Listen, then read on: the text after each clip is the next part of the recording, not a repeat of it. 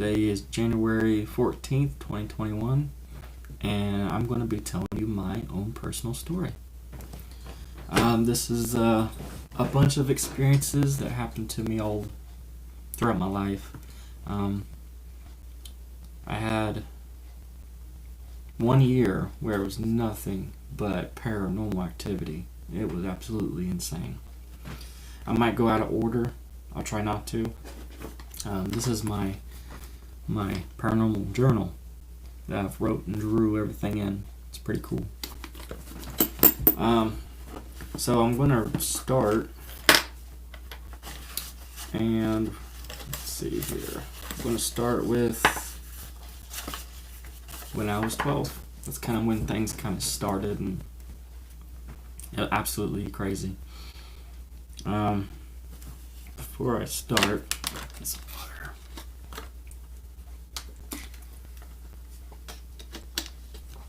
Alright.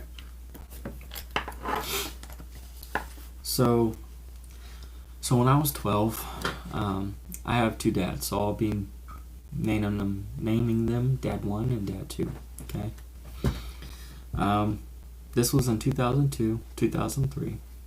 I was 12 years old, and I was living with Dad number 2. And my stepmom, her name was Shannon. And they went to work in the mornings and worked till like 4 p.m. So it's like 7 a.m. to 4 p.m. And so me and my siblings would stay home. Well, my stepbrother and stepsister ended up going to a friend's house or something, or stayed the night at one the night prior. I was always grounded, so I was home. And I'm the type that loves to clean. I find enjoyment in it, and I was always told to clean or I get grounded. So on this day, I woke up, and when you come in the front door of the house, right to the right of you, just a little bit, is the steps that go up to the room. To the right is the parents' bedroom. To the left is the living room. Go further, you got the kitchen, and then the bathroom with the laundry room. So I was in the living room, and we have that old box TV, that's just humongous. It has the wood and everything attached to it. On top of it, we had those old big stereos, ones like by Sony that are just big. And we had all kinds of decorations on there. Well, on the stereo was this glass decor that had copper around it and rocks in it. And it was on top of the stereo. Well, as I was cleaning and picking stuff up, the TV and everything is right beside the door that leads outside. So when you come in, it's on your left. So as I was in front of it, bent over, facing the kitchen, I went to pick something up. Prior to that, I turned the stereo on to jam out and stuff, and I think I was singing, and at that time period, it was pretty screechy. But I turned the stereo all the way up, enough to probably hurt your ears a little bit, but nothing that could break glass. And so as I was cleaning, I bent over, and I grabbed something off the ground. As soon as I did that, all of a sudden I hear a big glass, and rocks go flying everywhere. And I was just like, what the hell? Where did this come from? What happened? I was in shock because I didn't realize what the hell happened. And what it was is the glass decor that was wrapped around, the rocks exploded out of it. The whole glass exploded, went flying at me. Well, as I did think that was really crazy, I went ahead and started cleaning it up and throwing it into the kitchen trash can. Well, as I went into the kitchen, I tossed the rocks and every glass and thing in the trash can. I walked back into the living room from the kitchen, And as soon as I hit into the living room with my first 2 steps, I hear, which is the microwave, came on. The light. So I came to the living room. I took 2 steps back because I heard the microwave, and I look, and where the numbers are is lit up, but there's no numbers. I've never seen that happen before, ever. And I was just like, this is really strange. And so I'm looking at it for like a minute or two, just step back like this looking at it, because as soon as you enter the kitchen from the living room, the microwave's on your right. But as I walked into the living room, I backed 2 steps up, back, and looked, and it would be on my left. And it was just going on, and as I finally just decided, well, that's creepy, and I tried pushing buttons and nothing would work. I walked back in the living room. After about a minute, it went off. And so this is what it looks like. I drew a picture of it.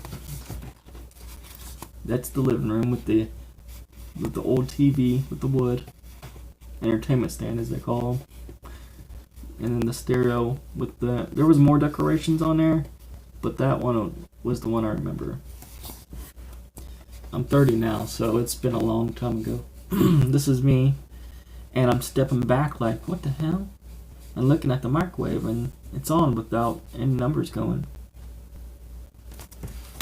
So, now through those years from 12, there might have been some extra stuff that happened, but there's nothing really significant that I can remember besides that. I mean, there probably was other things, but I can't remember. In 2009, I was 18 years old, and I was living in that, when I was living with Dad too, that was in Middletown, Ohio. So now it's 2009, and I'm 18, and now I'm living with Dad number one. Dad 1 in Greenville, Ohio, with my stepmom, Dana. And I lived there with my younger brother and my 2 younger sisters, and my 2 younger stepbrothers that were like babies. And I had my own room, but I shared it with my little stepbrother. He was probably like 2 or 3. And I went to school in Greenville High School for my last senior year. And so this was I went to bed that night, and that following morning I had to be up to get up for school. We usually got up for school about 7 a.m. And you have that internal clock in you that always wakes you up before your alarm clock goes off. At least mine always did. And so I have a bunk bed. So you go into my room, because you go up the steps, and my room's right there in front of the steps. Walk into the door, there's the bunk bed, and if you look to your left, on the wall is the TV and the dresser, and then straight ahead, beside the bunk bed, but to the wall by the window, would be the cradle, or the bed for my little brother. It's a little baby cradle. And so I can't remember if my TV was on or was off, but I know my door was shut. And so I was asleep, and I woke up, but my eyes were still closed. I opened them, I woke up. That means my alarm's about to go off soon. And I think my TV was off, or it was on, it was just really low. I can't really remember. But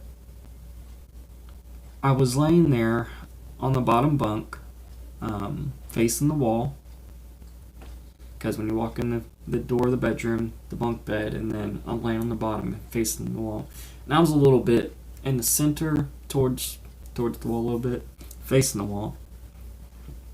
I'm like, well, my alarm's about to go off.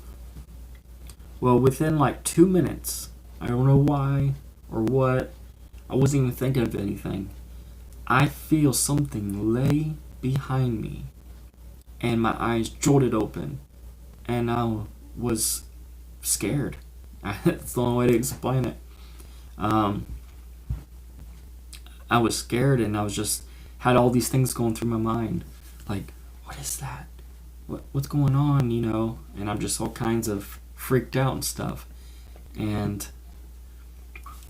I'm like, I know it wasn't my little brother, because he cries and wakes up and makes noise and talks, and he doesn't get out of his crib. And my door was shut. And I was so scared, I didn't want to breathe, and I didn't want to move. And I laid there, and I'm like, okay, I'm starting to form a plan, because I'm going to have to get up soon. And I didn't know if I was going to get attacked, eaten, killed. I had no idea. And so I'm sitting there, I'm making a plan. I'm like, okay, my alarm's going to go off, and I'm going to hurry up and jump out of the bed real fast and punch whatever is behind me and go turn the light on. And then, and look, I was so scared. That was the only thing I could come up with, because I was not about to just turn around. Most people that have hauntings and stuff, they turn behind them and they face something that's dead looking at them or something crazy. And I'm like, please don't let that be me. So my alarm goes off. I jump out of bed and I run to turn the light on, which is right when you come into the door of my bedroom, is right there by the TV. And I flick it on and I turn over. And I don't see nothing. My brother's asleep and no one's in the room. But I look down and there's an indentation on the left side of the bed where I wasn't. Now, I felt this, and it could be many things, but I felt physicalness against my back. Like, I felt it. I felt the indent. Someone lay behind me. And it was just amazing. It was nothing there. All day, I was in school and I was just thinking of all the things that ever happened to me that's good and weird and strange. And I always seem to just say, it was a guardian angel of some sort. That was before my views changed. I mean, my views were really simple in the box. God, angels, Christians, devils, demons. That's it. But as I got older and started looking into more stuff, and Facebook and YouTube started becoming a bigger thing, because when I was 18, it was MySpace. And then Facebook became a thing. So there wasn't really too much of a place. There wasn't much information you could find on certain things. All you ever heard was angels, demons, and that kind of thing. So I just seemed to think it was some type of ghost or ancestor or angel of some sort. But so that was that. And that was when I was 18. So there's the clock, the little dresser thing, me facing the wall on the bunk bed, and something indentation right there. That's what I felt. Crazy.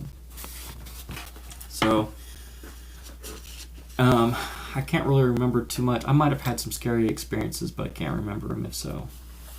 Alright, so let's see here. I want to make sure I go in order. Okay, so now we go up to 2012 to 2013, and I was about 22. And this was my first job working with MRDD. I was working with this company. It was pretty cool. Let's see. I think this was my first company. And I worked with two clients named Tom and Terry. And see, in these houses, you can do overnights. You work 12-hour shifts, 24-hour shifts. It's pretty cool, amazing job. Well, the two clients I had, they wasn't really high functioning of any sort. One client named Tom didn't speak. And Terry spoke, but he couldn't make sentences. And so when you walk to the front door, you have the living room. It takes up a long little space of living room. And if you keep looking forward, there's going to be a doorway to the kitchen, and there's a hallway from the living room that goes. That's right by the kitchen. So one morning, I think it was about 7 a.m., I was cleaning, and Tom was in the living room watching TV, quiet as usual because he doesn't speak, watching TV. and so I was bent towards the hallway in the kitchen, pretty much facing the TV. And I took a broom and dustpan and I was sweeping something out. And all of a sudden, I hear a big crash, like someone busting a light bulb or a glass bottle or something crazy against a wall, like someone throwing it. That's what it sounded like. And I jump up and look, like, what was that? And in my mind, I see these things, and then it just weird noises. Like it's just amazing, you know. I'll go more into what I believe and stuff later on, but I jump up and look, and Tom's just sitting there watching TV. You know, he didn't know any different, so he wasn't shocked or hear anything that he could tell me. But I'm like thinking of like all the things it could have been. I literally pictured in my mind something throwing a bottle at me, missing me, and hitting the wall, or something of the sort. So there was 2 lamps, one by Tom in the further back, and one by the kitchen doorway. And I go ahead and I was like, well, maybe the light's busted or something. So I go and I check the lights, and they're not busted. I take them out, shake them. There's no sound. These are the old-time light bulbs that, you know, you could tell if they're busted or not. And so it was like a really loud cat crush sound, and there was nothing. The house was cleaned. I cleaned up. There was no glass anywhere. It was just whoa, you know. It was that I was just shocked. Yeah, and I couldn't explain it. Now I've had it happen to me twice, but I can't really remember the other scenario where I've heard the glass breaking sound. But I heard it twice before, and I'm pretty sure it was at the same house that I worked at. Crazy sounds. So, alright, so then we move from there. Oh, let me go ahead and show you what that looked like. So, that's the TV. The living room, or the front room door would be right here. I'm facing the TV, sweeping up. That's the kitchen. And that's the hallway to the bedrooms and bathroom. Tom's sitting right here, and I bend over, and I hear a crash sound, really loud. Like it was so loud. And yeah, it was just so crazy and amazing. Alright. So now we move up. I'm trying to see if I see 2014 to 2015. Okay. So now we're going to 2014, 2015. Now I think I was about 25. And it was, I believe, Mother's Day. And at the time, I was with a girl that we'll just call her Kayla. I was with a girl named Kayla for 7 years. I ended up having a child with her, a daughter, and later on a son.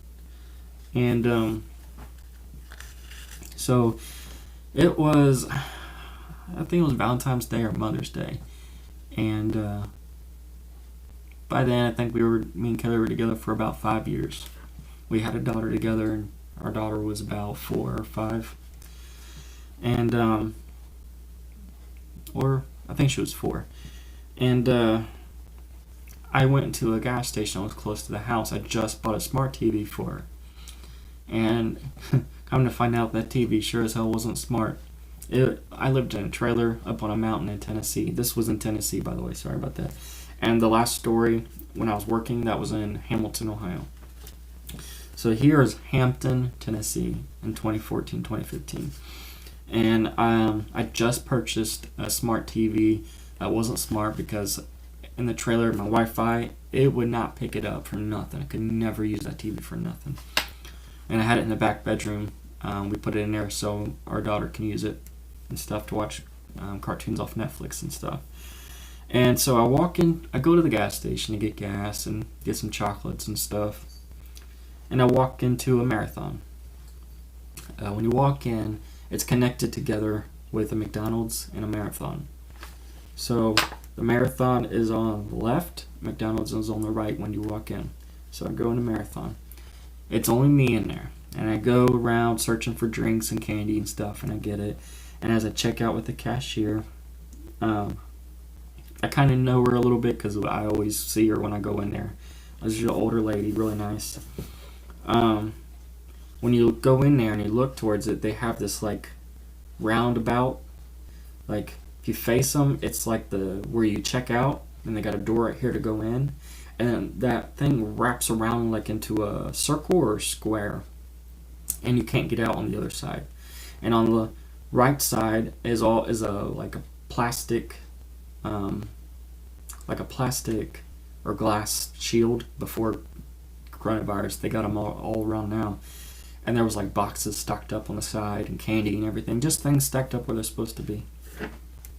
Well, as I was telling the cashier to buy, and I got a good like 8 to 10 feet away, and we were still talking to each other, and I was just saying about what I was doing and telling her bye, all of a sudden boxes of things just fall over. Everything, it just falls over. And I look, and she looks at me like I did it, and I'm like, I'm right by the door about to like head out. And I mean, tons of stuff knocked over randomly. And I was just like, there's another weird, and I just started, I compiled all the weird things in my head that's ever happened since then, you know. And so far that was the only thing that happened there. And so this is what it looked like. There's me, cashier, and the box of stuff folded over. Absolutely crazy. Alright, so to the next thing. Alrighty, let's see here. We'll make sure I do this in order here. Okay, so me and Kayla, we wasn't getting along, but we always stayed together. I never left her or nothing. But she decided she wanted to break up with me for the first time ever. She didn't want to be together. She wanted to be with someone else. And you know, I was like sad and everything, and she was quite happy. She just wanted to be with someone else, and I ended up understanding that. And so I moved back from Tennessee, Hampton, Tennessee, to Middletown, Ohio. It was hard. I only had one friend, my best friend. His name was Corey, and I had nowhere to stay, so I kind of stayed with him. After staying with my mom for about a week and getting kicked out of there, but I stayed with him and his grandma, and stayed there for about a year. I got me a job at a job I worked for like 4 years. Let's see here. So I ended up, living with his grandma. Now his grandma, I wouldn't per se say she's a hoarder or nothing like that, but if you needed something, she had it, and a lot of it took up her whole house. There was pathways to get around to go to the bathroom and stuff. So when you go into her door, the living room's right here, but right in front of the front door is the steps that goes up to the one bedroom on the left and Corey's bedroom on the right. I ended up staying in the bedroom on the left. Now, when you walk in the living room, okay, and then you got the kitchen, and if you come out of the kitchen just a little bit, to the left would be his grandma's room, and the bathroom right between. So as I stayed there for quite a while, a few months, one day I seen her get a bunch of stuff. Now she sells stuff, so when she gets these things with really cheap deals, she sells them to people. Well, all of a sudden I seen a Ouija board, and I thought it was so cool. I'm like, I've never seen one before. I've always wanted one. And of course I didn't know it was already used, which I found out later, of course. But I'm like, hey, can can I get this? Can I have it? Like, how much is it? And I ended up paying like $35 for it. It was a good investment because I just thought it was the coolest thing ever. I wasn't going to play with it, but I was going to just have it to show off, It was, I'm pretty sure it was a 1995 or something Ouija box by Hasbro. And glow in the dark. I thought that was pretty cool. And so I ended up keeping it. And I would stack all that stuff in my bedroom. And yeah, it was pretty cool. After a couple of nights, I felt weird going downstairs for some reason to go use the bathroom in the middle of the night. I felt kind of scared or something. It was weird. Like, usually I wasn't, and now I was. And this was prior to me buying the Ouija board from his grandma. So, fast forward a little bit. I ended up moving back to Tennessee because me and Kayla started getting along again, and she wanted me back. So after a full year of staying in Middletown, Ohio, I moved back. Now, during that year, it was a great year. I met tons of friends, tattooed plenty of people. I mean, I was a jack of all trades. If I loved music, I made and did my own music. And so I ended up going back to Hampton, Tennessee, and staying with Kayla. So when I did, I moved all my stuff back into the house, and I put it in the cabinet in the kitchen. When you walked into our trailer, you have the kitchen right here on the right, and the living room connected. And then, as a trailer, you go down, and you got the bedrooms and the bathroom. So we had rats because we ended up buying a mouse, and we bought a mouse, and apparently it attracted rats later on. And so any noises I ever heard, I just thought it was rats. I ended up getting rid of them, killing them and stuff, because I tried just letting them go and they kept coming back. There's no way.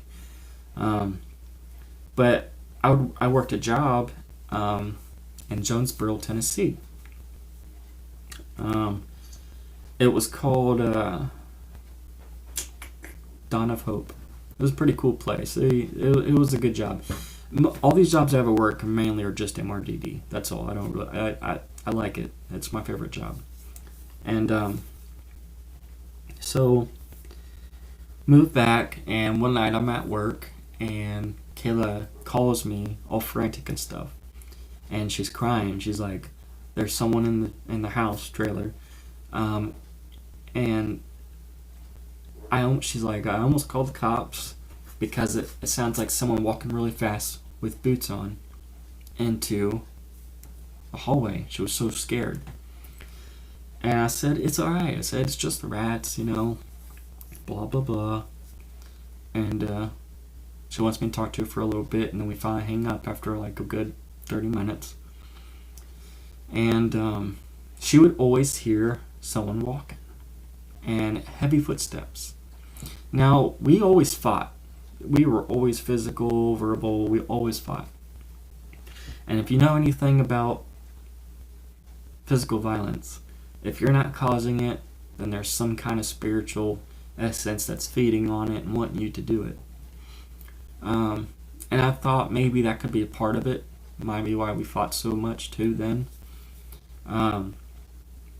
So one day she was working at that marathon. She was coming home about 9 p.m. and our front door was shut and everything. And when you look down, you can see mountains for days. And you can see when people are driving from the bottom mountain all the way up to get to our trailer on the mountain. And so I can always see when she's about to be here. Like 2 minutes before she even gets there. And she got in, she laughed, she's like, very funny. Trying to act like, or trying to scare me like that. And I said, "Scare you? What are you talking about?" She's like, just rolls her eyes. She says, "Standing in front of the door like you was." I'm like, the door was shut. She's like, no, you were standing in front of the door like this, leaned against it like this, and all she seen was a big, either she saw me or she saw a shadow and a light in the background. I don't know how, because the door was shut. There's no way in heck. And I just like, she just blew it off. But I was just like amazed, like, what else? I mean, that's crazy. Tell me more. And she couldn't tell me much more after that. But so that was something. And then my daughter wouldn't want to sleep in her bed because she always said that there was something crazy. And every time I tried to get her to describe it to me, she would shake her head and her eyes would get watery and she would cover her mouth. And I'm like, it's okay. Tell me. What'd you see? It's alright. It can't hurt you. And she would never tell me. So I started saying things. Like, I was into aliens at this time period because I was, I was like, through 23 to 26, I was really hard in learning about aliens. So I was like, did it look like an alien? And she's like, yeah. And I'm like, okay. And then when I asked more detailed things about it, she did not want to tell me. It creeped her out more, and she was just like on edge the whole entire time. And I just was amazed. So we lasted for about a year and a half, me and Kelly did. And I just decided to leave again, because what you know about Tennessee is it is hard to live up there because they don't have high paying jobs, and you have to drive so far to even get one. And they drug test and stuff. So you can't smoke no pot or anything because you can't even get a job at McDonald's. So I did get two jobs working MRDD, but they didn't pay a lot. I was looking at like $8 to $9 an hour. It wasn't that good. So I left. Now for this time period, I can't really remember what happened during these times. I think, let's see. I think, yeah, so I moved away, or we didn't stay together, and I moved back to Ohio. And I would come up every now and then to see her for a day or two, and then go back to try to make it work. And that was probably in 2017 to be exact, because she would leave me on my birthday every time. Every year. It was like a astrology type of thing. It's just, when you read those astrology sign prophecy things, that it's like everybody just has a bad day up in September. I'm like, what the hell? So I left and I moved to Middletown, Ohio again, and I was just staying at friends' houses, and then I got a job, and we were seeing each other here and there, and then finally, I believe she ended up getting pregnant, and with my son, and so she was pregnant, and she wanted me to come back, but we were still fighting and stuff, and I told her I had better luck, working down in Ohio and just sending her money so we can prepare, because, like, we procrastinated for the 8th month. She had a job. She wasn't even buying anything. And, so I moved back. I always carried my stuff in my car, my clothes, my stuff, everything I owned, especially the Ouija board in the trunk. So as I was working, I was working, and I was working like 234 hours in a 2-week period pay or so. So I was working pretty much all day long, every day, besides 7 hours in 1 week. And as she got closer to her pregnancy, we had to go by ear. And I told my job, I'm like, hey, I might have to leave at a notice, because I was a house manager, which means I had to work the main hours of the house and stuff. Can't just have someone come in. So one day it was in January. I get a call from her at 4 in the morning saying that she's having contractions, and so her mom takes her to the hospital. And I'm trying to get a hold of my supervisor, like, hey, I gotta go. Well, we didn't get nobody in there until about 7 a.m. to relieve me so I can leave. So I finally get out of there, and I'm driving from Ohio into Cincinnati, and then finally Cincinnati has a bridge that goes into Kentucky. Well, I finally get into Kentucky, and I start going, it goes from like 55 or 65 to 75, so we're all speeding up.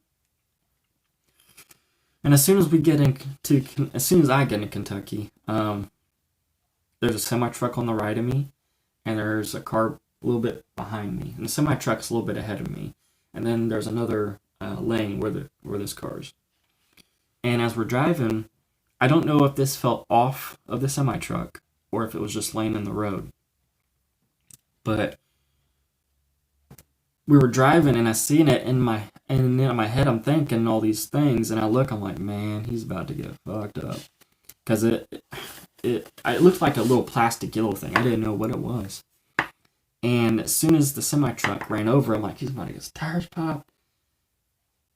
He rolled over with the first set of tires, then the third, or the second, and then the third tires, you hear tink tink, it flipped this thing. And I'm like, oh, that's not plastic. And it starts flying, and it's flying towards me.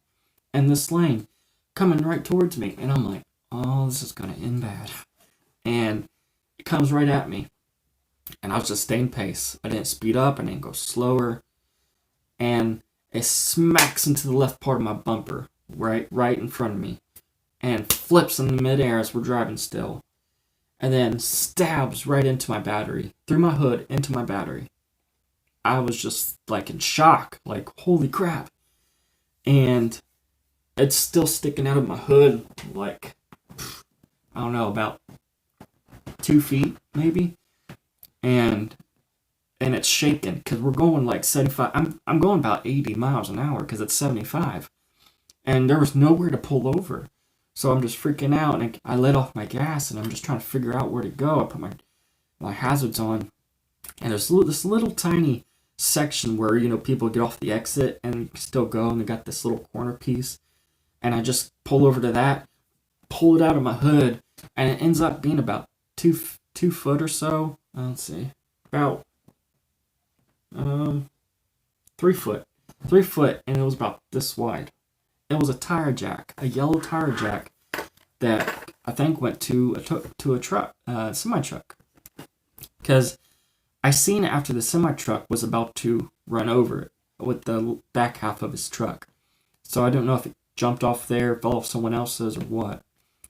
And so I pull it out, and I put it in my car, and I just keep on driving. I don't got time to think about it. Semi-truck's done past me. And I kind of tear up a little bit, like I almost died. Like, I almost died. Because if I was going any faster, it would have stabbed through my windshield right into me. Rather my face, my head, my chest. And I'm like, oh, my son's about to be born. This is crazy. Long story short, I do make it safely to Tennessee, but I was 2 hours late from my son being born. So I stayed there for a week. I had a week to 2 weeks off, and I stayed there helping Kayla with the baby and stuff, and letting him get used to me and everything. And so there's that part of the story. That thing was huge, and I think I gave it to somebody. I should have kept it as a souvenir. I usually keep things for souvenirs. With the semi truck and flying, and stabbed right there. And when I finally took a look at it, like the damage, it literally perfectly. There wasn't much space to get to my battery. It went right directly into it, and my battery had a hole in it and lasted for at least a year. So I thought that was pretty crazy. So now we're still not getting along. So now go back to Ohio and or no, I came back and then I finally moved in and quit my job and stayed there for another year and a half. And let's see, 2017. That's when she ran over my cat on my birthday out of being mad at me. She didn't. I don't think she did it on purpose, but she was driving recklessly and possibly been drinking. I don't know. But she just drove up the hill, and our cats had 3 of them. They just like to lay on the freaking road after I told my cat 1,000 times, stop laying on the road, Tycho. And he never listened, and I ended up picking him up and holding him. And, it's hard for someone to cry, like for myself, when I'm in shock and I don't know what to feel. I'm just like, what do I do? That's a sad story for another time. But so I stay there in Tennessee with Kayla for about a year and a half, and we're just saying this is the last time. I'm not doing this. I'm not coming back. I can't do this. So I end up moving back to Ohio, and I start staying with dad number 2 in Middletown, and his new wife, which is my stepmom. And I bring my stuff with me. My stuff actually stayed in my car for that year and a half that I stayed in Tennessee. I never brought it up because we always fought all the time, so I never knew when I was going to get kicked out. And I literally tried to stay as long as I could, but she got me kicked out of it. She kicked me out of the trailer, got me kicked out of her dad's house. I didn't know anybody down there. She had friends, family. She knew all kinds of people down there. I didn't know anybody besides her. I only moved down there to be with her and my daughter, and then that second time with my son. So, as before I got to Middletown, I drove at like midnight, and it was nothing but country. And the creepiest thing at 2 a.m. that I see driving down this highway, or as I drove down this highway, was this giant dog. It looked like I can't really say. It looked like a German Shepherd or something. It was walking on all 4s. And I just thought that was the creepiest thing. Like, I didn't find a place within 2 miles, like, of any houses or anything. I'm like, where did you even come from? But I drove past him really slow, and he just looked at me the whole entire time. And that was creepy as heck. So I drove, and I made it safe. And I kept seeing her here and there. But the last time, my friends came and got me, and I quit my job, and I moved to Ohio. And I stayed with my friends for a little bit, and then I stayed at my dad number 2's house, and with him and my stepmom. And kind of just stayed there. I kind of moved around, really, but I was mainly in Middletown, Ohio. And I moved all my stuff at dad number 2's, got a job. And so I put that Ouija board in my bedroom. Now, when you walk into his house, the front door is in the kitchen, and then to the left is the living room, and in the living room there's a door that's to the bedroom. And when you go through the kitchen, before you get to the living room, you got the dining room, which has a bedroom to the left, a bathroom to the right, and then stairs that go straight up, and that's my bedroom up here. Up there was a room on my right. Okay, if you're looking, there was a room on my left that was put cloth, and they had all kinds of stuff in there, even a toilet.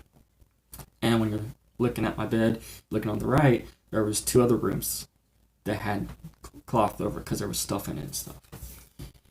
Well, the cloth got taken down because stepmom wanted to go through there easily to get stuff out and whatnot. So there was no more cloth on there.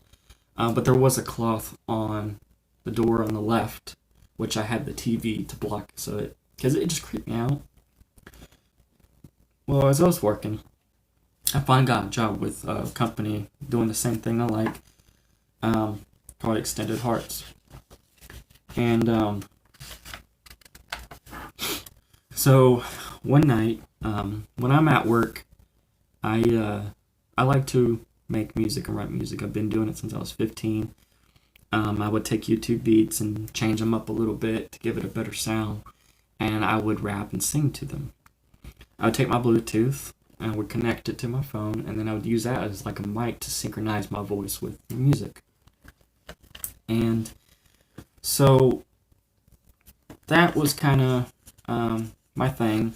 And so when you walked into this house, you go in, there's a living room, and then if you go straight, there's a hallway to the left that goes to the bathroom and bedrooms. Living room connects to the kitchen, connects to a office room with a really empty room right where the office is. And so I would go in there because it would have good echo for me to sound good, kind of like when you're in a shower. And so I had a record on so I could record myself singing on my phone through the Bluetooth. My client's name was Nick, and he was in the kitchen. I was in the empty room with the little office, and he was in the kitchen doing dishes. And as I was singing, I went to go listen to it, and I listened to how I sound, and if I don't like it, I delete it. If I like it, I save it. And as I re-listen to the song, all of a sudden, as it plays back, and right before my voice comes on, I hear, Jonathan. And I'm like, who that? And then I got chills. Because at first I thought it was an YouTube ad, which was played already, and it wasn't. And my high-functioning client, Nick, he was like, with big eyes, said, what was that? And I told him it's a ghost. I don't know if they died here. I don't know. But I recorded that with the laptop and put it on my Facebook. If you guys ever want to check it out, I'll post it to my group page when I get a chance. Right now, I'm in Facebook jail for 3 days for posting things that they didn't like, apparently. That was the truth. But I'll share that. I'll find it and I'll share it. And so that was my first EVP I have ever recorded. And then so I decided to get the little some kind of ghost app, which they use the energy from the app to make words. And that night I was trying to communicate and see what it was. It was saying some brutal, crazy things. Just saying things like kill. It said something about throat. And then just some really, really stuff. I was getting names. I was getting answers to my questions. That's the craziest part. But it said something about throat. I got scared, so I deleted the app, got off of it. That night, my throat started itching. And for the next 2 weeks, I had a sore throat. That hurt pretty bad. But I got through it. But that was the weirdest thing. I was so paranoid staying there at that house at nighttime because it was about 10 o'clock when I was doing the music and recorded that. So here's a picture of what that looks like. So the kitchen right there, and then here's this room in here, this whole room. And it's an empty room right here, and then you got the office right there and the back door. And then I was singing, and then my phone's recording. So. And I was just like, holy crap. And that was in, sorry, I forgot to tell you the date. That was in 2018. That was in 2018, so I was 28. Then I just started talking to a girl. I won't give her real name like I didn't give the real name for who I called Kayla. We'll call her Jessica. So I just started dating Jessica, and never seen her, hung out with her, or anything of the sort. And it was actually, she called me for the first time because we were just like texting, messaging, and stuff. Met on Plenty of Fish, and I was on the phone. It was 2 a.m. I think I went and met her that first time and, talked and drank coffee and stuff, and then went home to my dead number 2's house in Middletown. And I had my light on. Dead number 2 always got mad at me because he'd get up at 4 a.m. He did not want the lights on. And, I wasn't paying any rent or anything, so I didn't want to get in trouble because I got in trouble before for falling asleep with lights on. But these are the reasons right here why I sleep with lights on all the time. Like night lights, not every light, but a bunch of different types of lights that dim and stuff. It was 2 a.m. I was playing Netflix on my TV. I'm sitting on the bed. Stairs is in front of me. Those 2 rooms that go one and one on the left. No sheet on it. And I kept looking at it because I kept just feeling some weird vibe. And then the other one's covered up with a sheet. I'm sitting on my bed and I'm talking to Jessica. And my TV's on. It's just a little bit quiet. I can hear what it's saying. And we're talking. And I look to my left at the doorway on my left. And I look down, I keep talking on the phone, and then I look up again, and all of a sudden, I see this thing, like maybe a head, come out from the left corner of the doorway, like it was bending down. And my heart dropped. I got the chills and everything, and Jessica was like, "What's wrong?" Because she was talking to me and I wasn't saying. I was like, just 1 second. Just give me 1 second. And the head came, like it showed it just a little bit, and then as soon as I pretty much stared at it, it went back. And remind you that Ouija board's in my room, underneath the TV, and yeah, I got scared. I'm like, okay, I need to hurry up and turn the light on. And I was planning in my head because that's the first physical ghost I've ever seen. Like, part of one is scared the crap out of me. And so I'm like, okay. I said, give me 1 second. I just seen something. And I didn't even want to say that because I was so scared. I didn't want it to come out and attack me. And I had to go past that doorway to turn on my lamp that's by the steps that go down. So I jump up and hit the light on, and I look, and there's nothing there. There's nothing in the doorway. And I was just so scared. And then I told Jessica what I seen and stuff, and she didn't really take two minds of, say too much to it. And so that was kind of that for that part of the story. I turned off my TV and my light, and I laid there, and I just kind of went to sleep praying, like, please, please, please, don't. And so this is what that looks like. Me on my bed, TV right here, stairs where the light switch is, and the thing that came out of the darkness. That was just so crazy.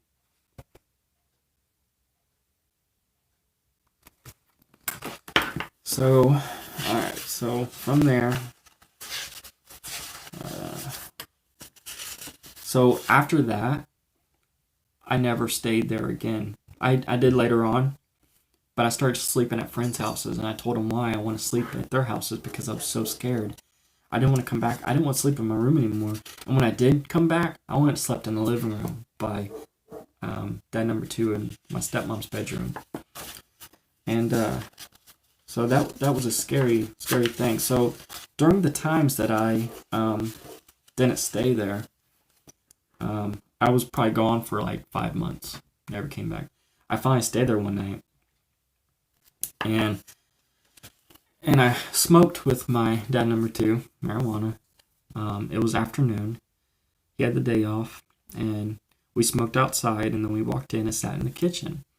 And he started talking about, how happy he was, and that he finally gets to see me. He said, this is a sign. And right as he said sign, okay, because when you walk into the kitchen, you got the sink, got the stove right across from the front door, got the fridge right across from it, and then there's a table. Right as soon as he said sign, the stove started shaking. Remind you now, right above the stove is my room. right where the Ouija board is, and it is shaking. You don't physically see it, but you're verbally, physically hearing it. And it sounds like someone's taking the racks inside of the stove, and it's so scary. And can you imagine being stoned and then hearing that, and you just start getting freaked out? Because, dad number two's sitting in front of me, and stepmom's sitting on the left of me. And I'm paranoid as heck. After all the things I ever go through, I'm really highly up understanding with this kind of stuff. And so he gets up after it's shaken, and he tries to pull it out to see if there's like a rat or something, getting shocked or whatever, and it's not. And he starts hitting it, just hitting it, and it stops for a second, and then continues shaking. And it finally stops. But he walks away to go do something, and I talked to my stepmom. I said, you know something? I said, I know why that happened. She says, you do? I said, yeah, I have a Ouija board that's right above that. It's in that room. She's like, oh, you better get that out of here before your dad kills you. And she's like, you know something, though? I said, what? I said, that explains a lot.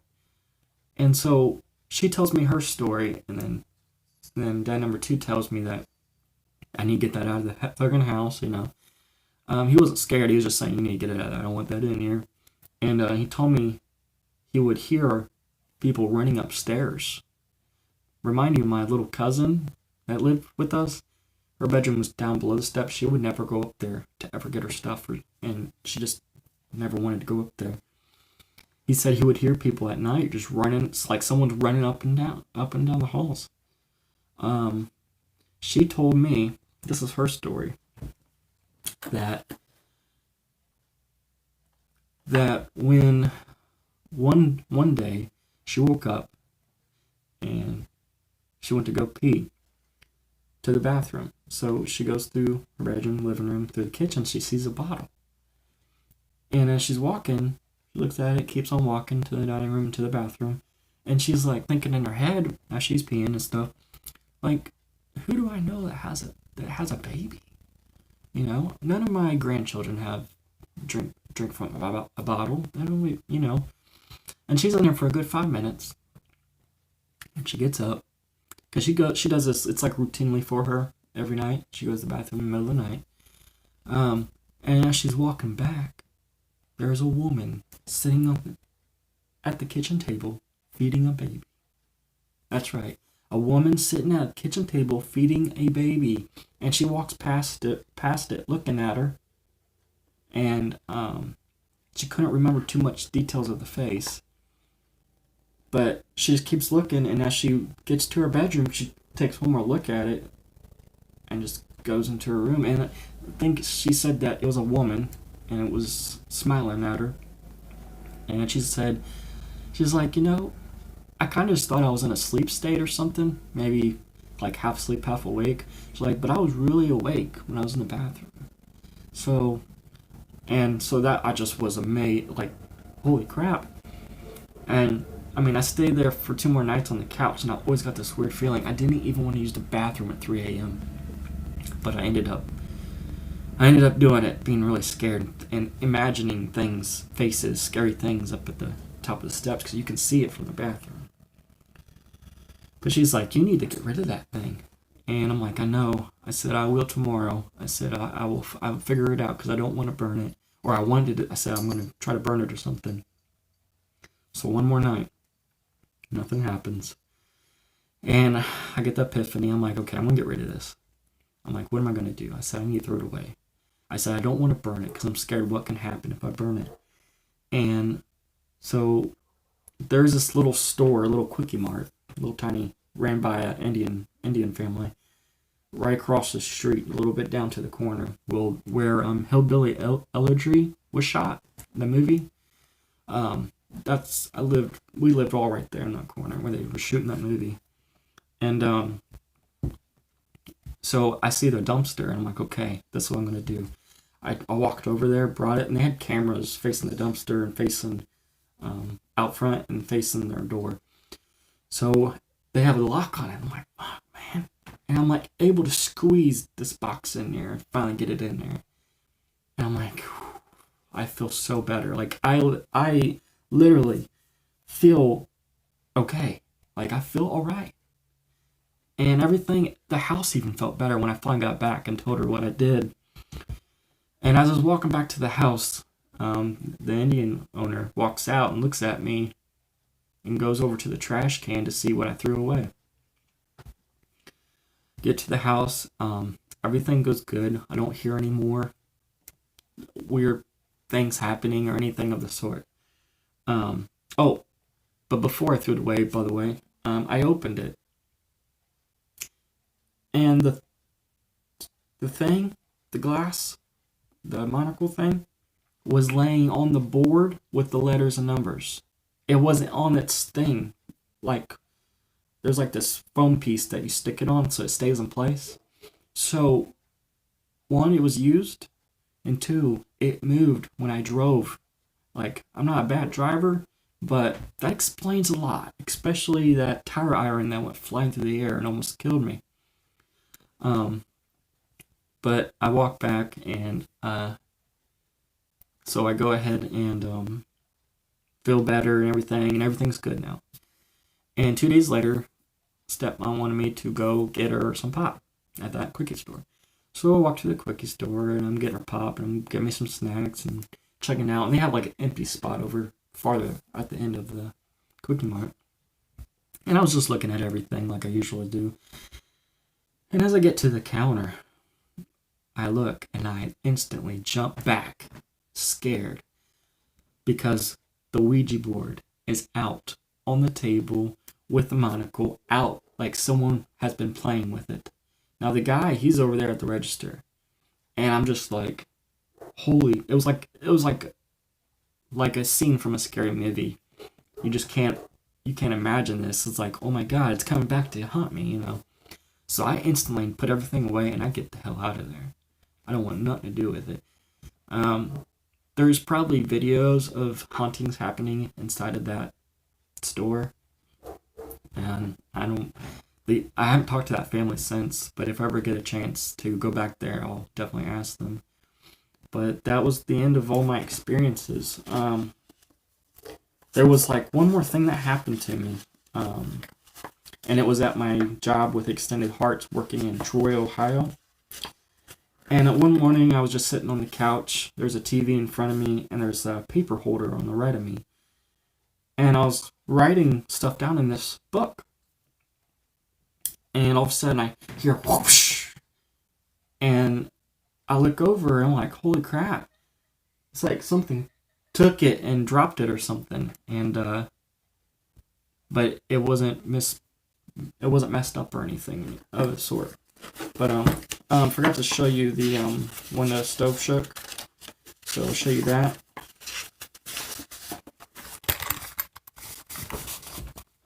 So my stepmom, dad number 2, me, the stove, the sink, the refrigerator, and the doors over here.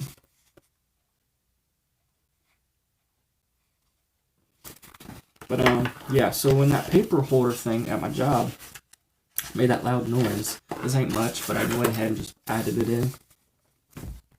Made a loud sound, like someone smacked it against the table. That's the TV, me and the couch, and that. And yeah. Now that girl I spoke of that I dated named Jessica,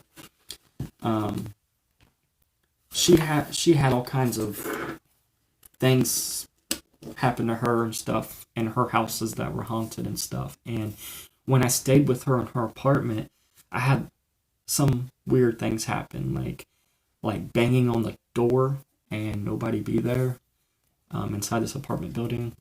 And like one morning I woke up, there was a banging, and I get up like, man, they sound like cops. So I finally get up and go to the door, and as I look, there's no one out the peephole, and then I see Jessica walk up to the door, and I open up the door like, hey. She's like, hey. I'm like, did you forget your key? She's like, no. I'm like, did you just bang on the door? No. Did you see anybody come out? Because as soon as I looked through the peephole, she was coming in. I could see through the peephole. And And that wasn't the only other time, because there was another time where I heard those knocks, but they were quieter. But yeah, that's my story. That's the Ouija board haunting and all the stuff that's ever happened to me in the last 15 years, maybe. But I hope you guys enjoyed that. If you have any questions, anything, go ahead and ask me in the comment section. I hope you subscribe, like, and comment. And yeah, hope you guys have a great day. See ya.